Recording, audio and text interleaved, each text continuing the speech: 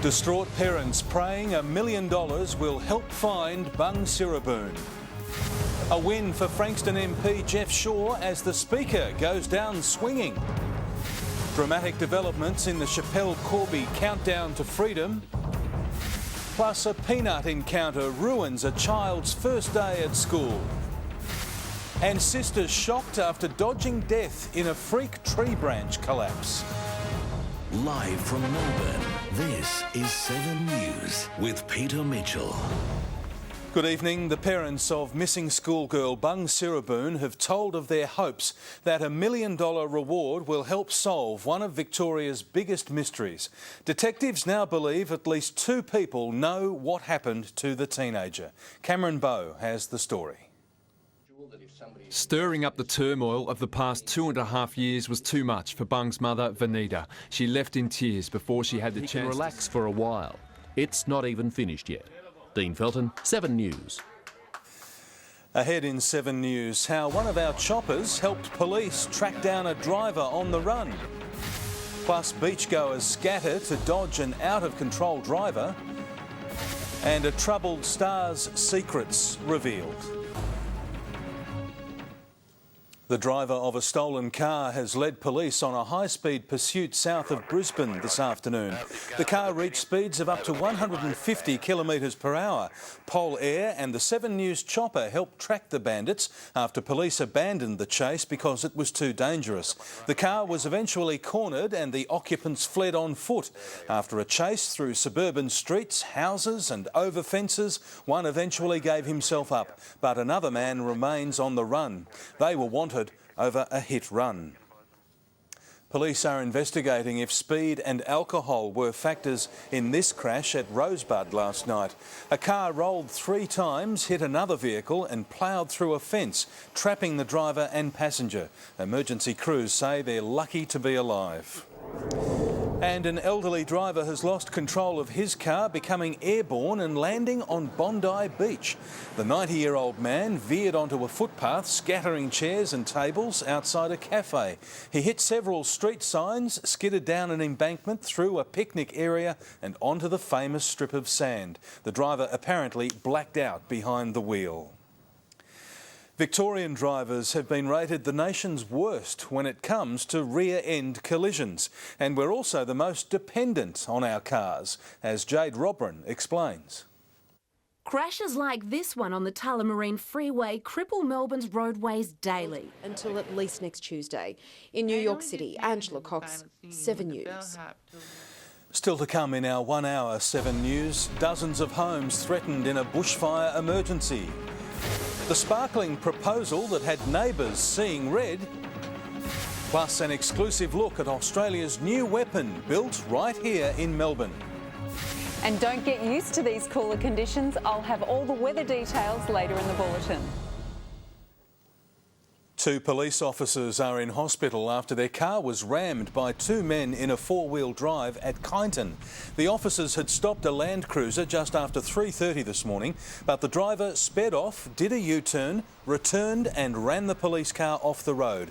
The 2 officers suffered neck injuries, cuts and bruising. Police are searching for a silver Land Cruiser that was towing machinery at the time of the incident. Residents have climbed onto roofs to hose down homes during a bushfire emergency in Perth. Waterbombing helicopters and planes rushed to help as flames spread between backyards. Alex Donkin reports. A flare-up just metres from homes already spared from the blaze. Firefighters quickly got on top of it. Spot fires were the big concern all day. Mahoon, who could be fined more than $8,000. Tonight's sport is next with Tim Watson. Blame it on the wet season, Mitch. Coming up, AFL clubs go back to grassroots as Richmond goes wild in Warrnambool with plans to reinvent an old tiger. Plus, Mitch Johnson regrows the mow to help torment South Africa. And what happened when a plumber took on the biggest wave in the world. Hello again. Well, they say you can't teach an old dog new tricks, but it's a different story with tigers. Richmond veteran Chris Newman is set to switch from defence to attack this season, and his replacement in the back line could be just as big a surprise. Mark Stevens is at the Tigers community camp in Warrnambool. Chris Newman went on the attack in a Warrnambool playground. And it might be a sign of things to come. With in March, if it's the largest wave ever surfed. Must be a slow developing one. They've got to wait until March until they measure it, Mitch. But that will put the plumber on the throne. He'll be king of the big waves. It's safer under the sink, isn't it? Thank you very much, Tim.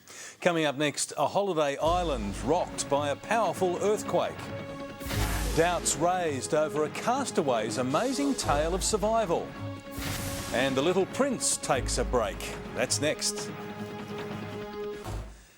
It reads like a movie script. A fisherman lost at sea for more than a year who washes up on a tiny Pacific island. The man claims to have been catching sharks off Central America when a storm blew him off course and into an extraordinary adventure. Mike Amor has the story. With his long beard and dishevelled hair, Jose Alvarenga tells medics that he's... will be made in the coming months. Karen O'Sullivan, 7 News. Now, checking last night's lotto results, the winning combination required was 25, 27, 30, 42, 36 and 44, with the supplementary numbers 31 and 2. Joe Silvagni returns next with the weather forecast. And Joe, it's warming up again. Yes, Mitch, a stretch of 30-plus days is returning. I'll have the details next.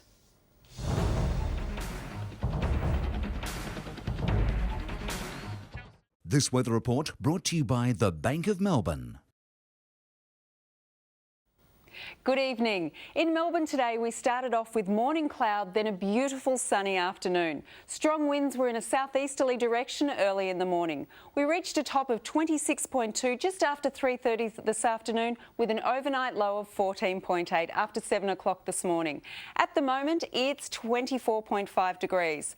On the satellite, a cloud band extends from southeastern New South Wales into the Tasman Sea. Onshore winds are creating some low-level cloud about the eastern Australian coast and the Great Australian Bight.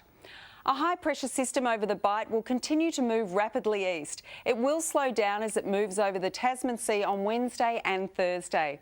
A weak inland trough of low pressure will develop over Western Victoria on Thursday and persist on Friday. Around the country tomorrow, Brisbane, a few showers and 30, possible morning shower for Sydney and 23, 24 for Canberra, 20 for Hobart, 34 and sunny for Adelaide, and Perth 35 degrees. Across Victoria tomorrow, isolated showers are possible about the Gippsland coast during the early morning. A fine, sunny and generally warm day. Hot over the northwest and milder over Gippsland. Closer in, Geelong windy and 28. Scoresby 30, Yarra Glen 31 and 28 for Frankston. In Melbourne tomorrow, it will be sunny with winds strengthening in the Bayside suburbs reaching 35 kilometres. We're expecting a top of 31 degrees after an overnight low of 14. Looking further ahead, Thursday 35, Friday mostly sunny 36, 40 and very hot on Saturday. Sunday remaining hot and 38. So Mitch, get ready, it's set to heat up again. Yes indeed, thank you Joe. And that's the way it is this Tuesday the 4th of February. Thanks for your company. I'll have updates later. For now, good night.